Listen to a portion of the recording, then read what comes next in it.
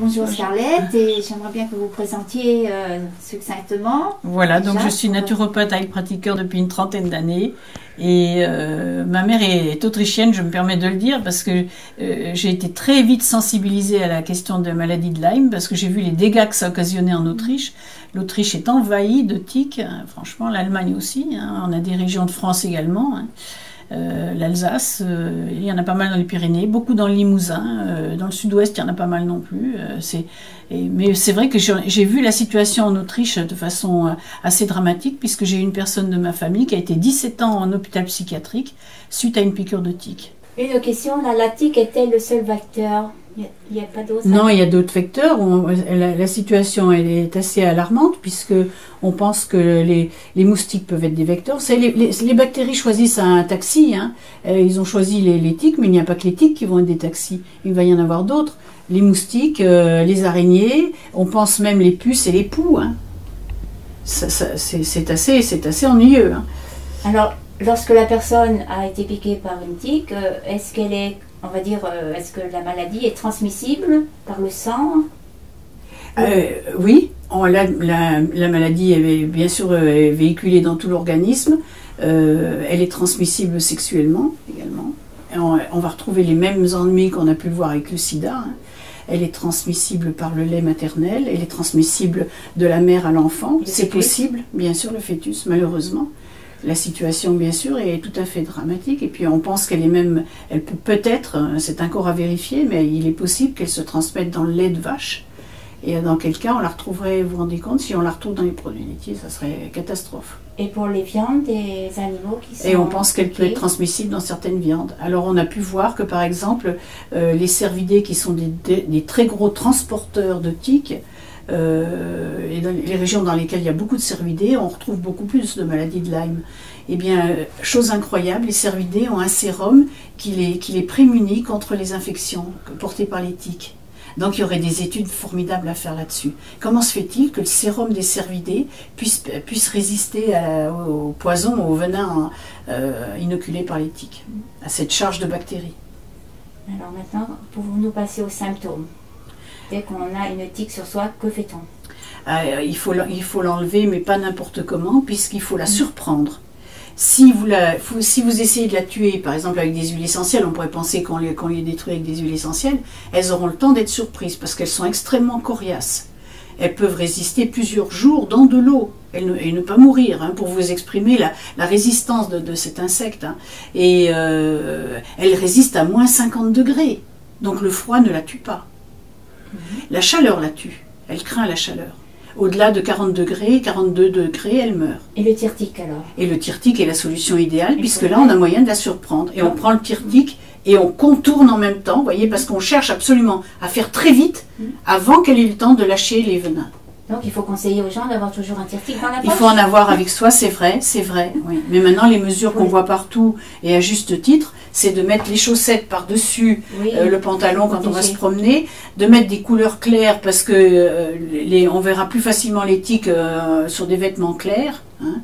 C'est les conseils immédiats. Et puis je conseille vivement, moi, d'avoir toujours avec soi de l'huile essentielle d'eucalyptus citronné, qui est hautement répulsive.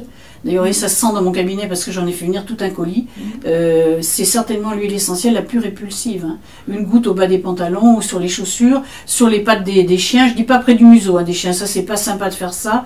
Ça leur trompe l'odorat, il se faudrait pas. Mais sur les papates, quand ils vont se promener dans la nature, c'est pas mal, hein. C'est mieux que la lavande? C'est mieux que la lavande parce que ça a une odeur qui est un peu suffocante. Et l'insecte est repoussé très facilement par les odeurs. Très bien. Est-ce qu'il y a un sens pour sortir la tique avec le tire-tique? On peut tourner dans le sens? Non, on va tourner dans le sens des aiguilles d'une montre, on va dire oui. L'idée c'est de faire assez vite pour surprendre. Bien la prendre à la base et tourner et tac. Vous voyez, ne pas lui laisser le temps d'être averti et de lâcher le venin. D'accord. Alors ensuite, on a été piqué. Comment cela se manifeste-t-il? Alors on parle bien sûr de l'érythème tout autour de l'endroit où on a été piqué, où on dit mordu même. Et donc là, on peut se retrouver effectivement avec un érythème, mais vous ne savez pas forcément, hein. La tique peut très bien vous avoir déjà injecté une bactérie, ou deux, ou plus, sans que vous ayez vraiment eu d'érythème, et sans qu'elle ait eu le temps de se fixer sur vous, hein.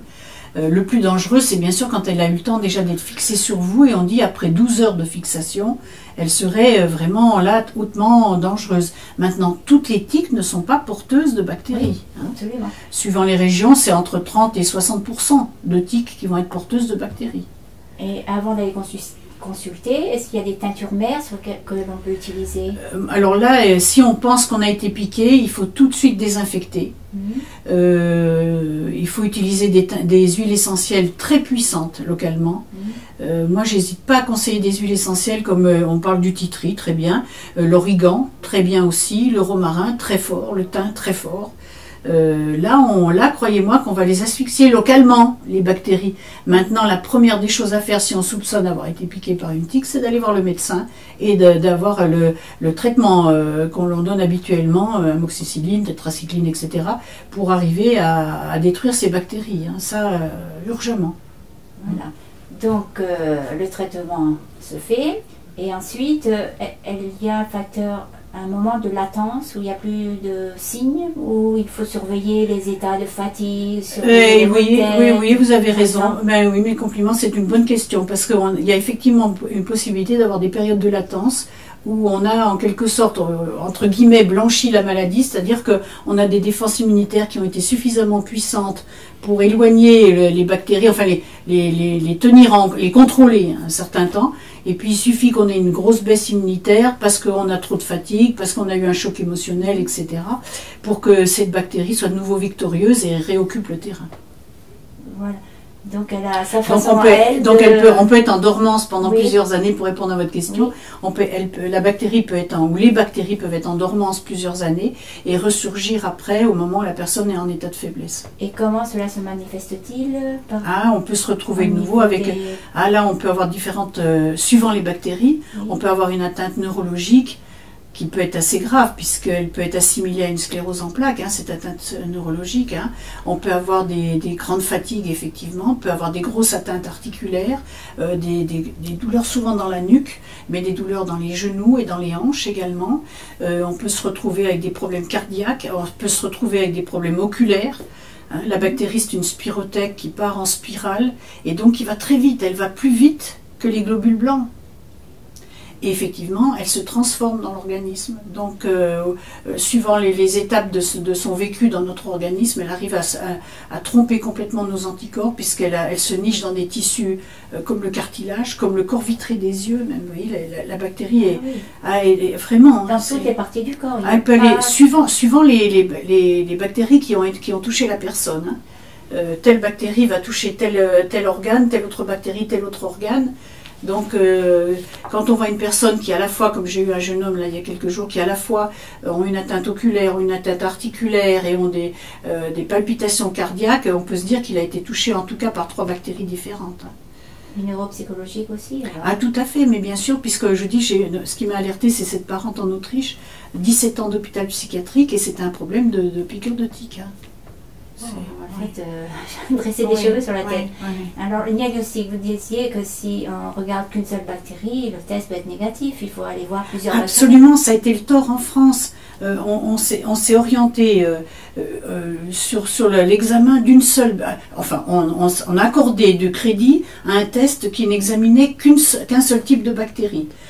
Une borrélie qu'on retrouve très fréquemment donc aux États-Unis, alors que finalement, nous en Europe, on est touché en tout cas par une douzaine de bactéries différentes de la famille des borrélies. Parce qu'il y en a qui parlent même jusqu'à 30 bactéries. C'est possible aussi, c'est possible aussi. Déjà borrelia. Oui. Et alors, chose incroyable, ces borrelia arrivent à prendre une identité différente dans chaque pays, dans chaque continent. On va retrouver une recrudescence également en Afrique, mais sous d'autres formes, vous voyez. Et dans chaque pays, elle va ressurgir avec des caractéristiques différentes suivant le pays dans lequel elle se trouve. Alors, l'origine, je sais que ça vient des États-Unis. Le village qui a été... Oui, on dit voilà. Le village qui s'appelait Lyme. Voilà, disons que le lieu d'identification premier, ça a été effectivement la ville de Lyme. Oui. Et on s'est trouvé dans les années 75 avec énormément d'arthrite juvénile. Oui, c'est ça. Donc là, les mères se sont réunies et elles se sont dit, mais après tout, ça n'est pas normal. Mon enfant n'avait jamais de problème articulaire. Donc comment se fait-il que maintenant il se retrouve avec ces problèmes-là? Et réunies à plusieurs mères, ensemble, elles ont réussi à avoir un poids et avoir quelques pistes d'explication possibles, mais on n'a pas de certitude du tout encore jusqu'ici. Mais on a pensé à l'île de Plum Island qui se trouve à 10 km de la ville de Lyme. Et cette île de Plum Island, elle est le lieu d'études bactériologiques. Hein. Mais il faut savoir qu'on fait des études bactériologiques maintenant en France, on en fait en Russie, on en fait certainement dans plein d'autres pays dans le monde. Hein. Et c'est toujours à haut risque. Hein. Soit il y a eu une échappée de bactéries, puisqu'il y a eu, en tout cas dans ces années-là, une rupture d'électricité durant 3 heures. Et il est possible qu'il y ait eu une échappée de bactéries à ce moment-là. Alors venons-en maintenant au traitement. Si au niveau des médecines douces, alternatives, on peut... Alors nous on a eu le docteur Horowitz qui est venu en France et qui nous a apporté une bouffée d'oxygène. Déjà, pour ces malades qui sont atteints de cette maladie, il a en quelque sorte légitimé leur douleur, elle a été prise en compte, on a pu quand même maintenant dire non, votre problème existe, ça n'est pas dans la tête, ça n'est pas une chimère, c'est un vrai problème. Et puis il nous a apporté des clés thérapeutiques formidables, à savoir, il n'hésite pas quand la maladie a été découverte tardivement, à conseiller au moins 6 mois d'antibiothérapie, voyez. Et on va utiliser bien sûr toute l'artillerie que nous avons nous en médecine naturelle, c'est-à-dire les huiles essentielles, on va stimuler puissamment les défenses immunitaires, on va opérer aussi un sérieux drainage au niveau des émonctoires, puis on va stimuler les émonctoires, puisque les bactéries mortes doivent être lysées, doivent être éliminées de l'organisme, et ça n'est pas rien pour le patient, parce que c'est extrêmement épuisant, cette lyse des bactéries mortes, voyez, quand on arrive à les tuer. Et donc on préconise même des fois un arrêt du traitement d'agression, d'attaque des bactéries pour que le patient puisse un petit peu souffler, tellement cette phase de lyse est très importante également. C'est tout un travail, c'est tout un travail. Oui. Alors on parle maintenant, et c'est une lueur d'espoir nouvelle, d'un traitement qui pourrait être intéressant, mais j'attends des certitudes, mais apparemment c'est un traitement qui a été tout de même qui a fait l'objet d'études scientifiques, hein, et d'un produit qui est très facile à utiliser, c'est la stevia. La stevia semblerait être très très intéressante comme antibiotique naturel, vous voyez, pourtant on ne l'utilise pas dans ce sens-là, mais apparemment c'est une piste très très prometteuse, hein, donc je suis un peu plus légère cette fois-ci que je l'étais à ma dernière conférence. Où m'avez rencontré. Sous quelle forme on l'utilise, la stevia? C'est des sticks de sucre, mais c'est vrai que si on peut la trouver donc en feuille, apparemment ça serait mieux. Ça serait mieux. Sachant que toujours pareil, hein, même un traitement efficace, et je souhaite vivement qu'il le soit, mais pour moi c'est une nouvelle très fraîche, hein, ce que je vous annonce là, mais suppose toujours qu'on aide l'organisme à se débarrasser de toutes ces bactéries mortes qu'il va falloir éliminer. Hein. Donc c'est un gros prise de conscience de la situation réelle. Hein. Est-ce qu'il y a aussi un changement de comportement au niveau alimentaire qui peut accompagner le traitement? Oui, de même, vous voyez, quand on est plusieurs, un groupe par exemple dans la nature, on observe qu'il y en a 1 ou 2 qui vont se faire piquer sans arrêt et les autres pas. Eh bien, on a pu voir que les gens qui avaient un pH acide, alors on va retrouver parmi les gens qui ont un pH acide les grands stressés, ceux qui mangent trop de sucre ou trop de viande. Essentiellement, c'est ça. Et ces gens-là attiraient beaucoup plus les piqûres d'insectes et donc les tiques. Tout à fait. Et de même que lorsqu'on est piqué par ces insectes porteurs de bactéries, les gens qui ont un pH acide ont beaucoup plus de chances de voir se développer les bactéries pathogènes.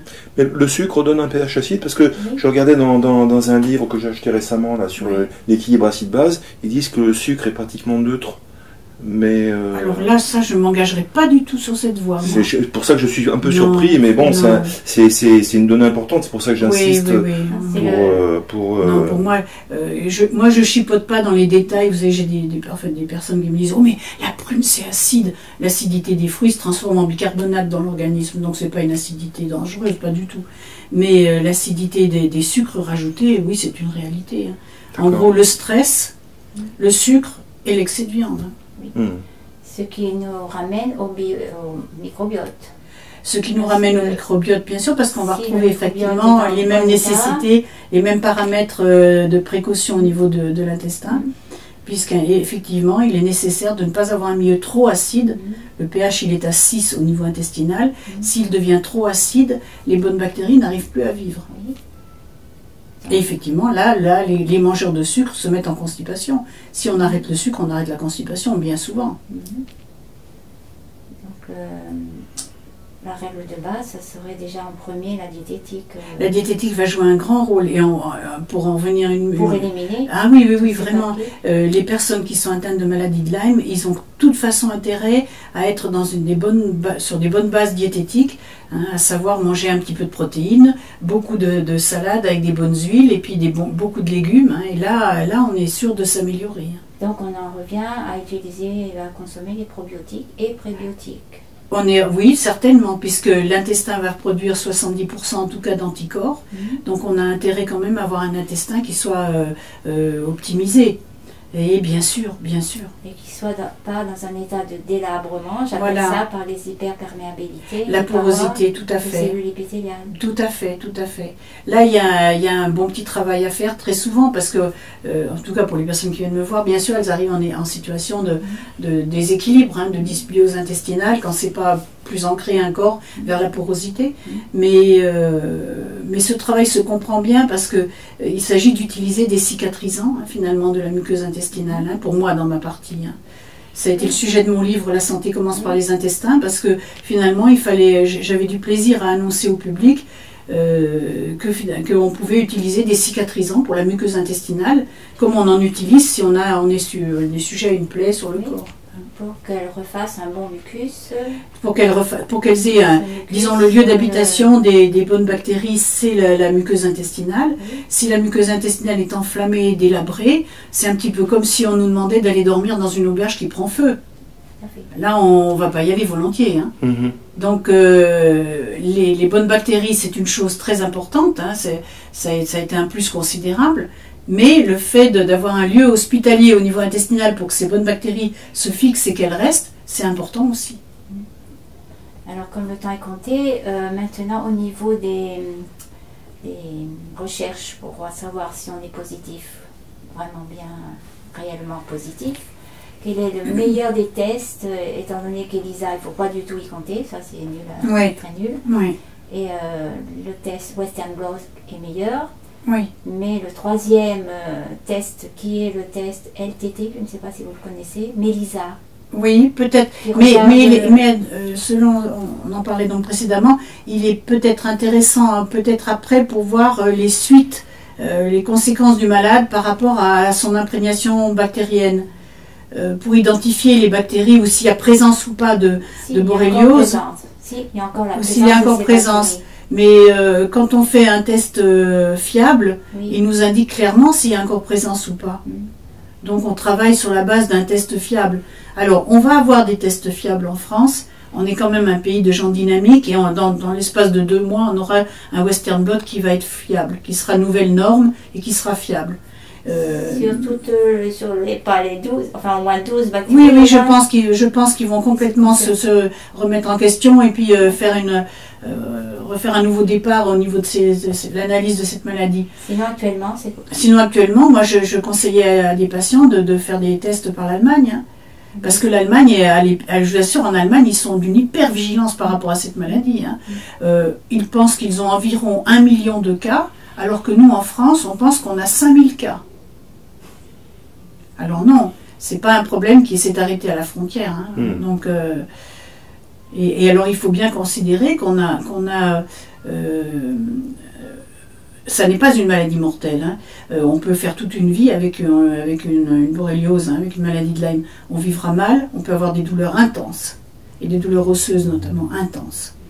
On peut se retrouver avec une sclérose en plaques, on peut se retrouver avec une polyarthrite, qui est une fausse sclérose en plaques, une fausse polyarthrite. Mais vous vous rendez compte de l'handicap, c'est énorme. Mais par contre, on a des résultats. Oui, on peut avoir des résultats, bien sûr. Les patients sont des combattants, hein, évidemment, hein, il faut qu'ils le soient. Mais on a un cas de borréliose qui est mortel. C'est une encéphalite. Et cette encéphalite, eh bien, on a vu quelques cas en Alsace et on a des cas en Allemagne. Et là on a 15 jours. Hein, en soi, c'est terrible. Hein. Donc je vous assure qu'il faut vraiment se prémunir contre cette maladie. Hein. Donc informer, déjà. Donc il faut informer fortement, hein, c'est certain. Pensez beaucoup à l'huile essentielle d'eucalyptus citronné, hein, qui est vraiment géniale. Là, moi, j'en ai régulièrement maintenant à mon cabinet parce que ça, je veux que les gens soient bien informés là-dessus. C'est pas coûteux du tout, c'est un répulsif excellent. Maintenant, il peut y avoir d'autres répulsifs dans le commerce également très bons. Hein. Mais là, quand je suis arrivée, vous m'avez dit que vous aviez une très bonne nouvelle.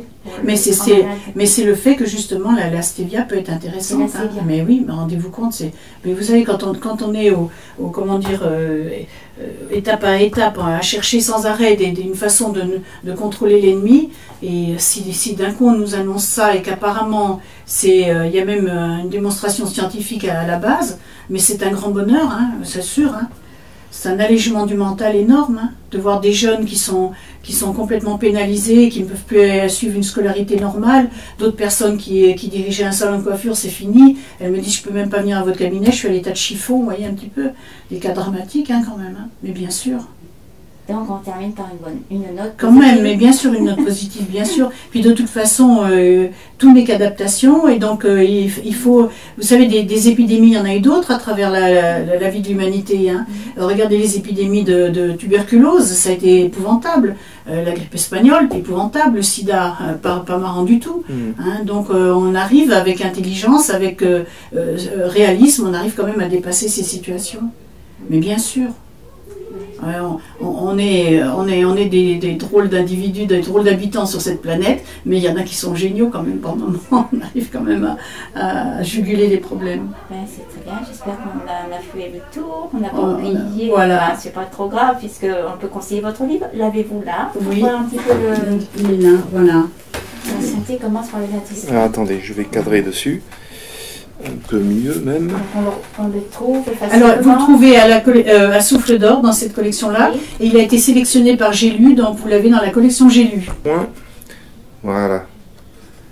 Et soulève un peu. Voilà. C'est beau, hein? Très belle. Non, c'est pas dessus. Là c'est pas moi. Ah, non. Laisse un petit peu ton livre. On croirait. Non. Avec les baies de... Non, j'aurais pas mis une casquette. J'aurais pas eu ce look chasseur, moi. Oh,